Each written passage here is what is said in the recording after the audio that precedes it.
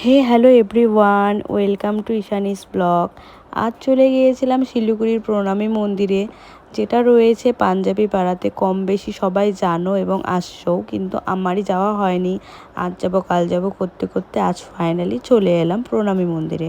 তো চলো তোমাদেরকে মন্দিরটা ঘুরে দেখাই। দেখো মন্দিরের ওপরটা নিখুঁতভাবে এত সুন্দর রাজস্থানি টাইপের কাজ করা, খুব সুন্দর। তারপরে তোমাদেরকে দর্শন করায় রাধারানী এবং শ্রীকৃষ্ণের। তো সবাইকে রাধে রাধে, হরে কৃষ্ণ। আর মন্দিরের ভেতরটা ছিল ঠান্ডা, শান্ত, শিষ্ট, যে নিজের মন প্রাণ দুটোই ঠান্ডা এবং ভালো লাগবে সবারই। সবাই আসতে পারো নিজেকে ভালো রাখার জন্য। তারপরে দেখো আমার ছেলে নিজের মন মতন একদম পুরো ফ্লোর ফাঁকা পেয়ে একদম ঘুরে বেড়াচ্ছিল। ও খুব খুশি।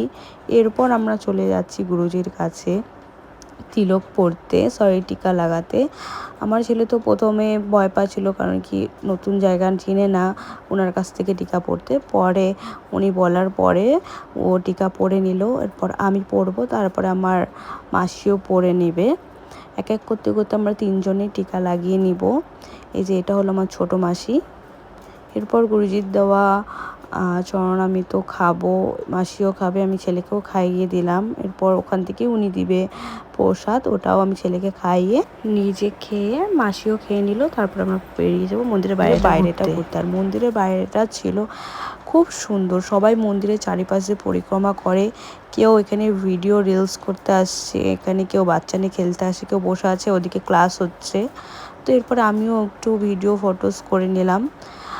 তারপরে আমরা বাড়ির দিকে রওনা দেবো, কারণ কি পরে আমরা গাড়ি পাবো না। তো ভিডিওটা ভালো লাগলে অবশ্যই লাইক, কমেন্ট, শেয়ার অ্যান্ড পেজটাকে ফলো করে দিও। তো সবাইকে আজকের মতন টাটা।